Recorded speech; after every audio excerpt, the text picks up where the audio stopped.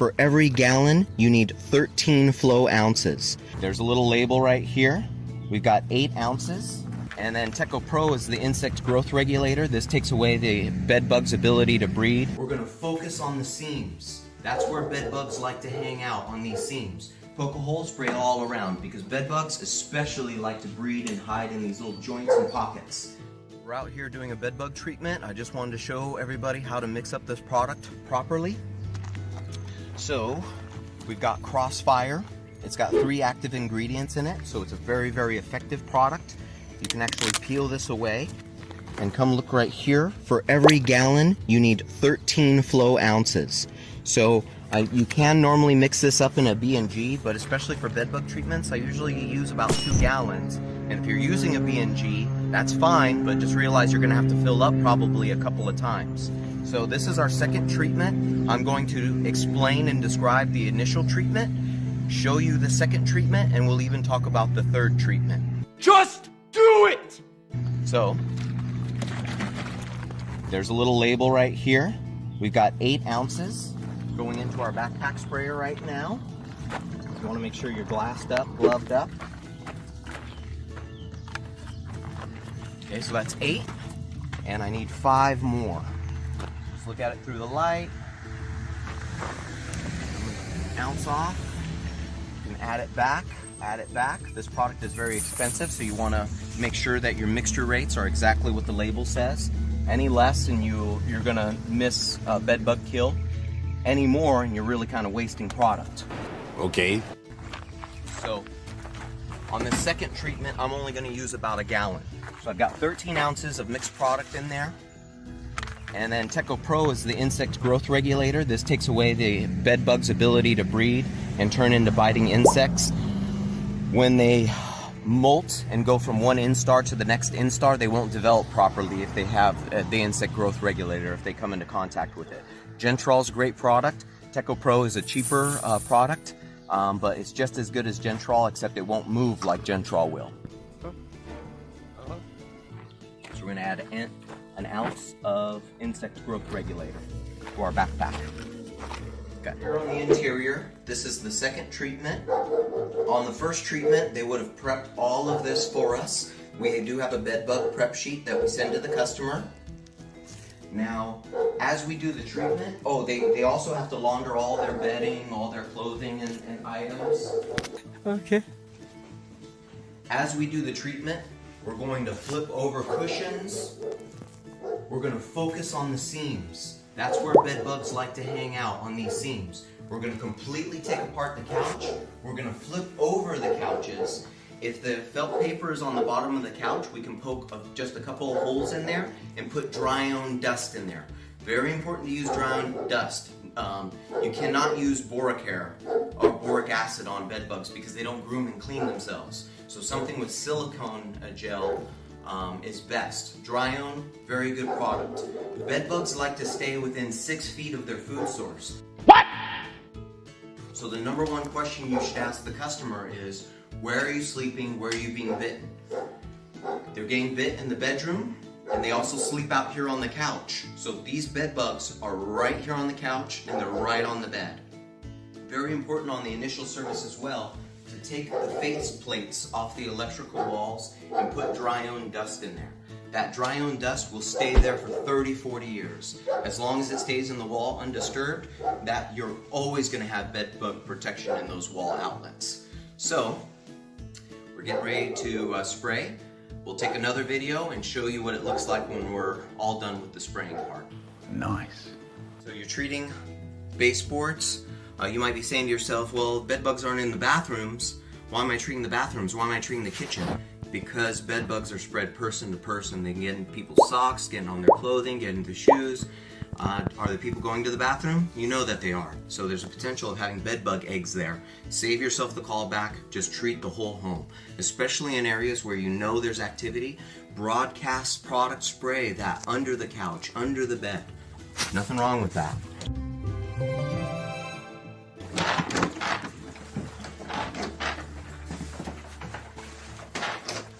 On the initial service, the only difference is you would have seen me take the wall plates off the wall and you would have seen me dust the wall voids. And then at the very end of the service, I use a space fogger, an Actisol unit, and I add BP100 to it along with an insect growth regulator.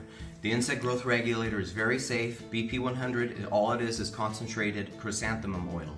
You let the homeowner know that, that really puts them at ease. And I would space fog this whole area, especially focusing on the main infestations.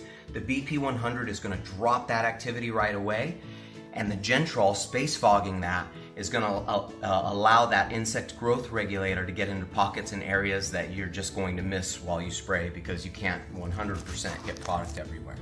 You're right. So here, I wanted to show you what this should look like after this couch has been serviced. Go ahead and take a look. You got to flip things over.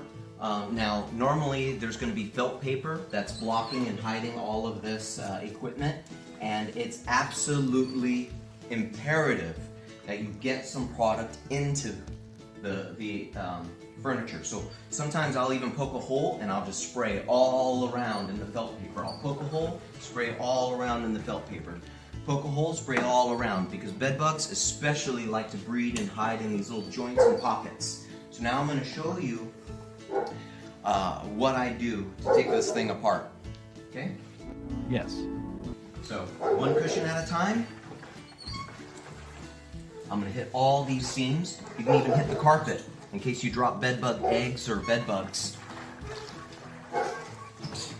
The seams are super important to hit those seams. You're going to miss an infestation. The bed bugs will hide and lay eggs in here, in those seams. So make sure you get some product in there. Okay, I'm going to do that with every single cushion.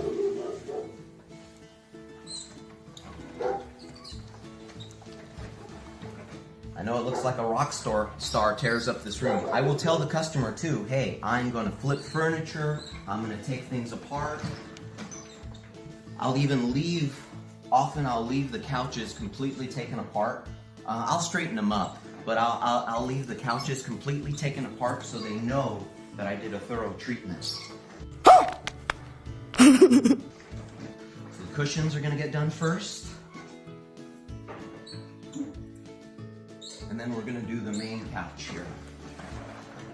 So potentially when you're moving furniture like this, you could be potentially spreading bed bugs as you move the cushions. So you can even spray them in the air. Or you can make sure the carpet is treated before you start taking apart everything. Now this is the second treatment, so we already dusted the wall voids and put dust under the couch. But here, I want you to come see this as well. The seams are very, very important to hit on the couches. So you want to get product right into those seams. Bed bugs like to squeeze themselves into tight little spaces. So these seams are super important to hit.